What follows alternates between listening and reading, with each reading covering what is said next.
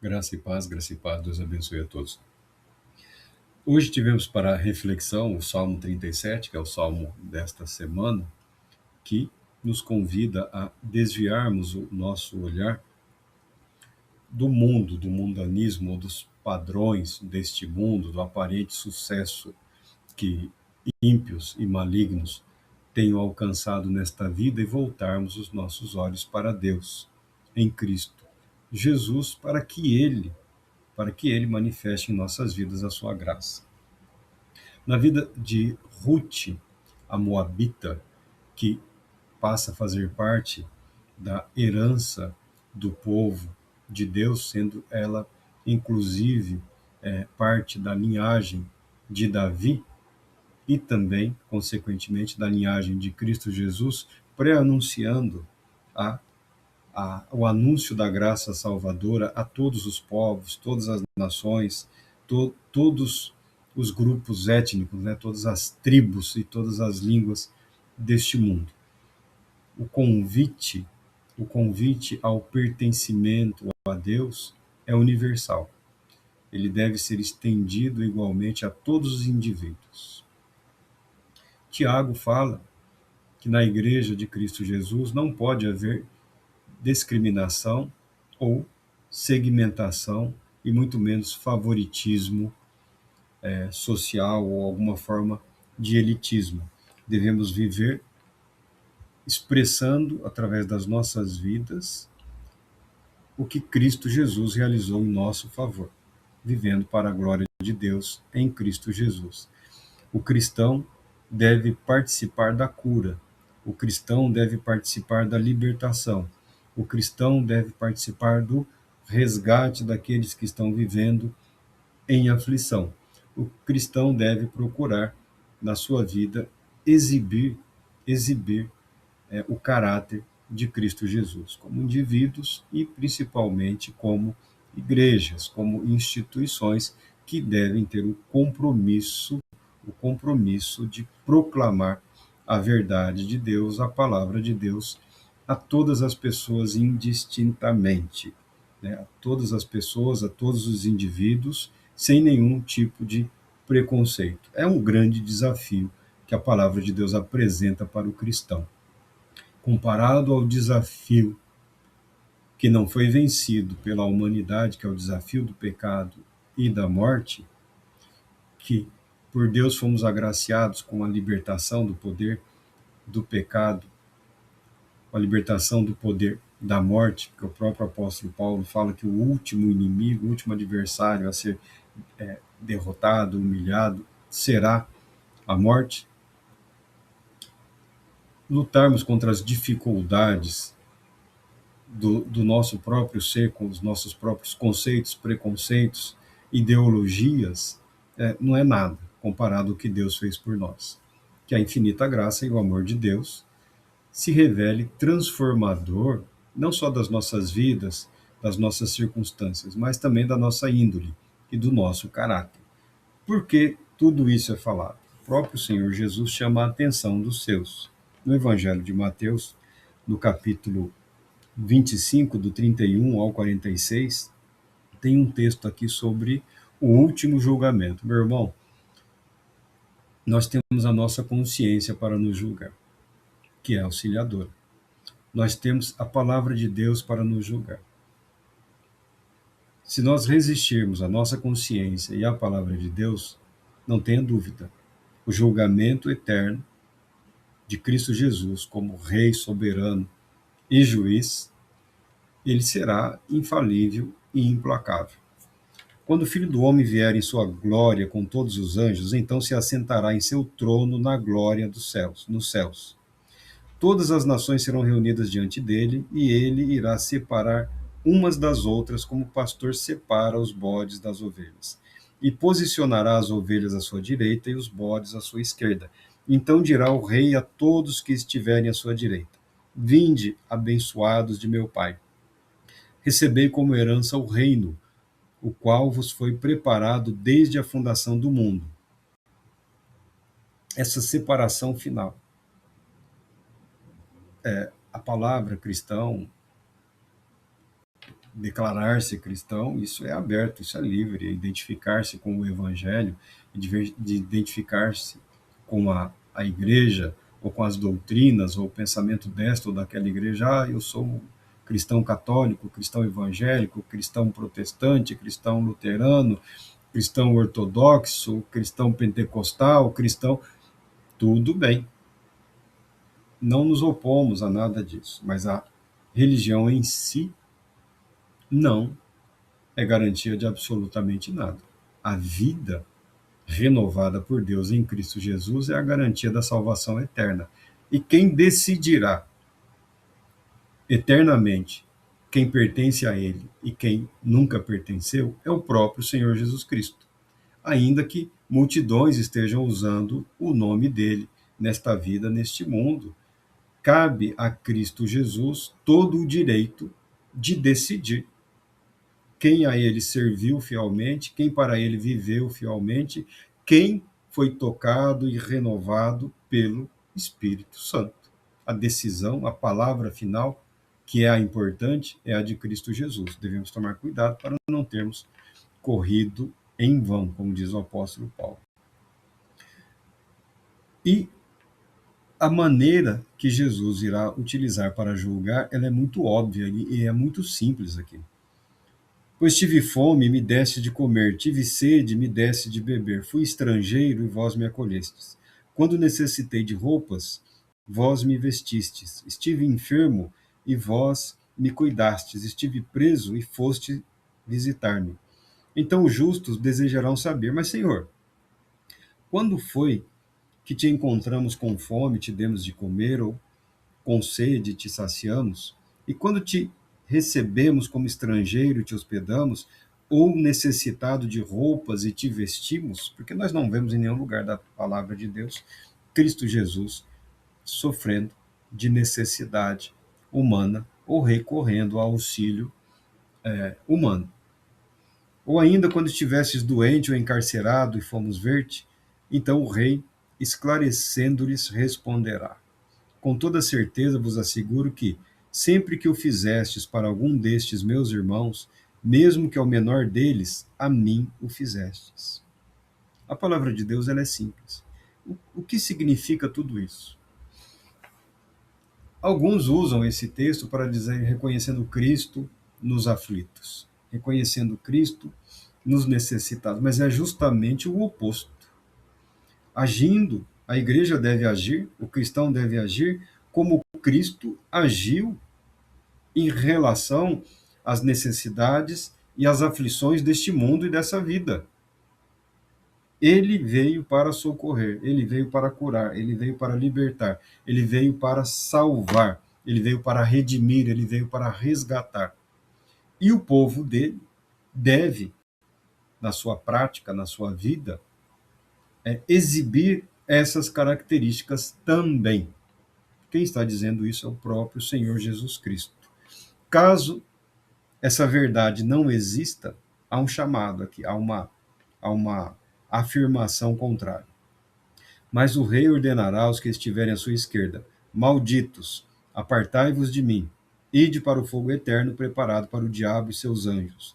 Porquanto tive fome, não me desses de comer, tive sede e nada me desses de beber. Sendo estrangeiro, não me hospedastes, estando necessitado de roupas, não me vestistes, encontrando-me enfermo e aprisionado, não fostes visitar-me. Eles também perguntarão: mas Senhor, quando foi que te vimos com fome, sedento, estrangeiro, necessitado de roupas, doente ou preso, e não te auxiliamos?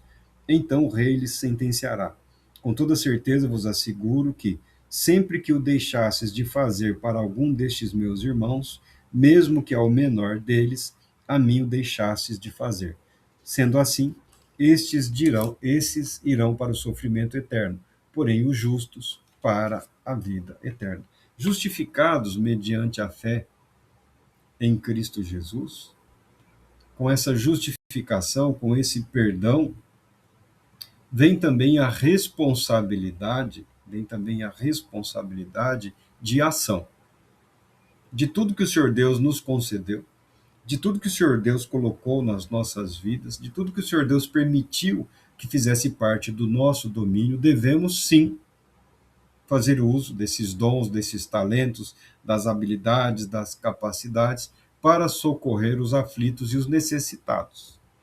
A pregação do evangelho é fundamental, ela é essencial, mas desacompanhado de ações práticas, muitas vezes não tem nenhum significado. O próprio Tiago fala que a fé sem obras é morta. Buscando a contemplação, né?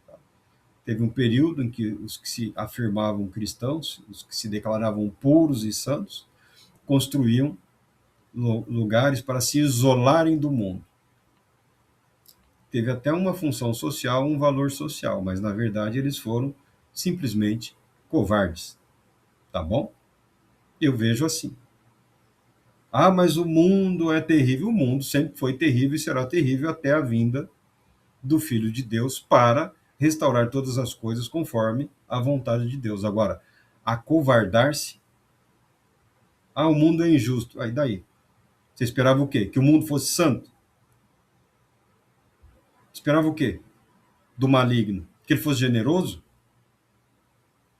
Que o diabo fosse aquele que traz a paz? Ele veio para roubar, matar e destruir.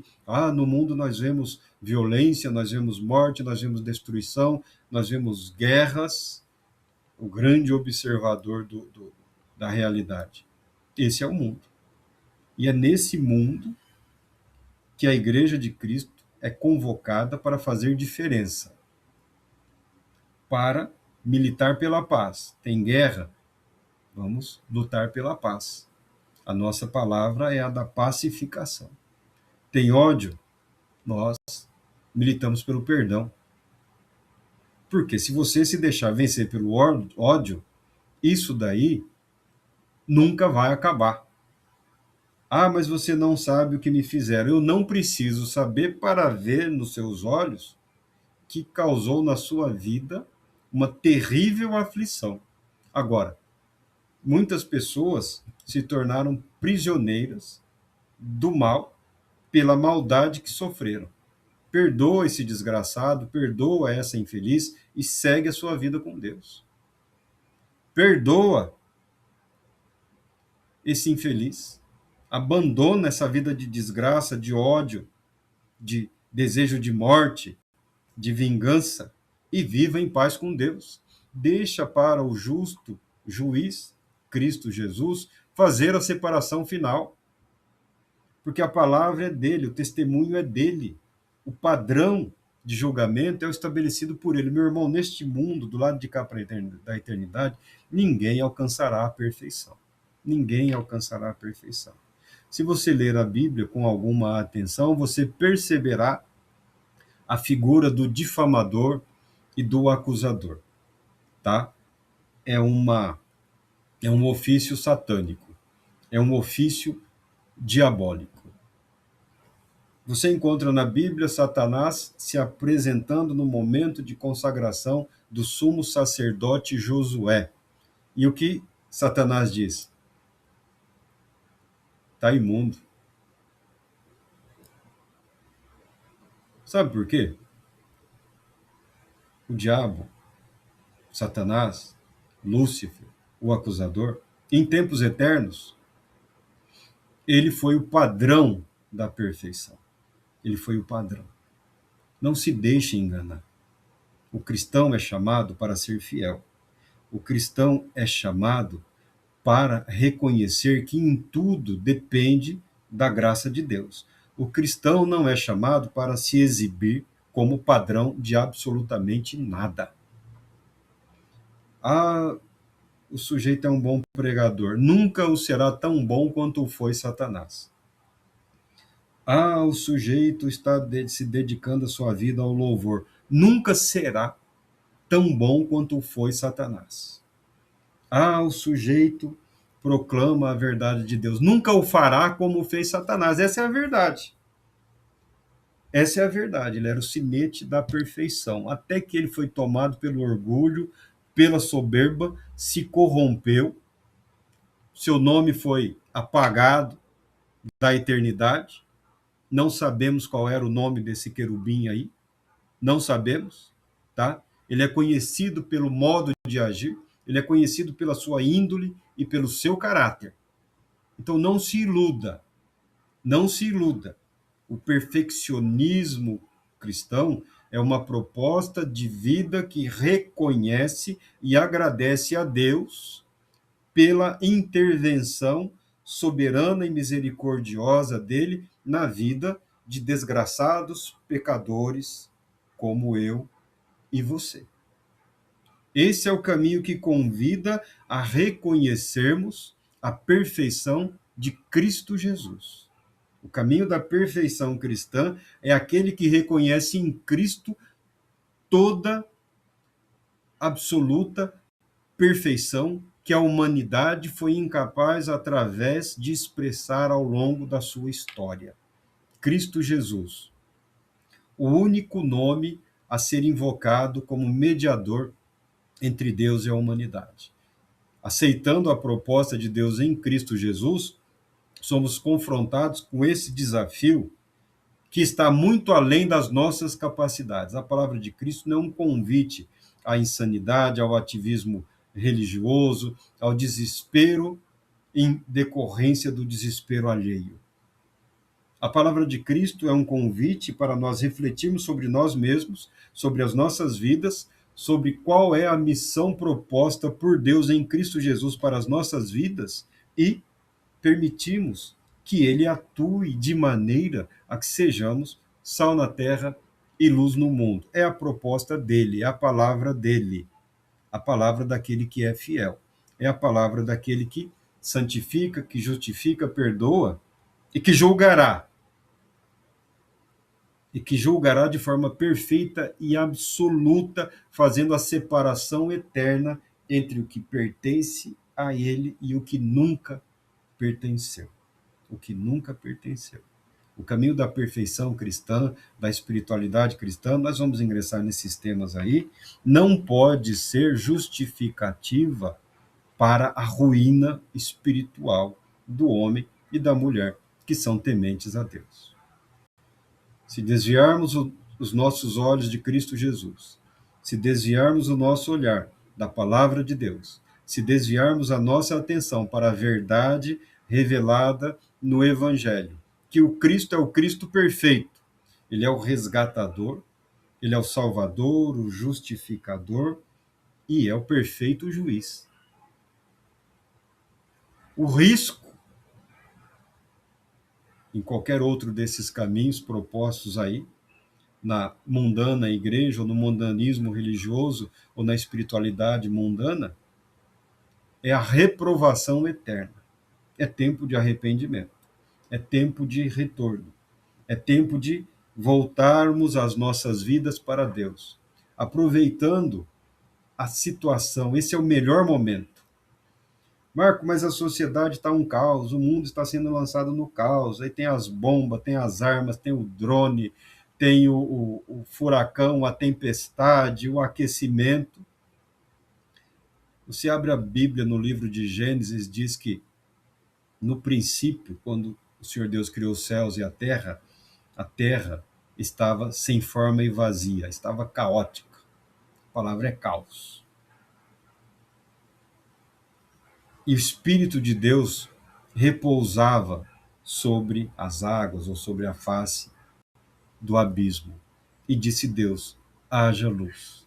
Se você acha que o mundo está um caos, Jesus Cristo é a luz de Deus para iluminar as nossas vidas, as nossas mentes e corações. Viva essa verdade. Anuncie essa verdade. Permita que essa luz penetre no seu espírito, na sua mente e sonde os cantinhos, os porões, os abismos da alma, as inquietações do espírito e livre você. Viva você a liberdade que há em Cristo Jesus para estabelecer-se diante de Deus, para viver na certeza da graça eterna, da glória eterna. Um julgamento virá e ele será final. Você pode até reclamar de injustiças nessa vida, porque elas acontecem. Você pode até reclamar de injustiças neste mundo, injustiça social, injustiça na política, injustiça na economia, injustiça na família, injustiça no casamento. Isso ocorre, isso acontece. É a vida, é o mundo. Lamento profundamente que você esteja sofrendo. Agora, no dia de Cristo Jesus não haverá injustiça, não haverá erro, não haverá engano, não haverá perseguição, não haverá maldade, não haverá malignidade, não haverá interesses, não haverá egoísmo. O que ocorrerá é a revelação da glória eterna, da verdade eterna proclamada. Aqueles que rejeitam, ainda que se digam religiosos, sofrerão a condenação eterna. Aqueles que se submetem, porque você para viver para Deus, você para viver em Cristo Jesus, você não precisa esperar o avivamento, você não precisa esperar o despertamento, você não precisa esperar a transformação. Ah, mas o ministro, o padre, o pastor, o obreiro. Você precisa cuidar apenas da sua vida e permitir que Deus, através da sua vida, cumpra o plano dele, o propósito dele, para você e para aqueles que estão ao seu alcance. Permita que a sua vida seja agraciada. Abandona a contaminação. Se purifica, se reserva. Viva para Deus. É o desafio. E é o desafio que nos conduzirá de forma plena, de forma serena, de forma humilde, ao grande dia do Senhor. Deus Todo-Poderoso te abençoe.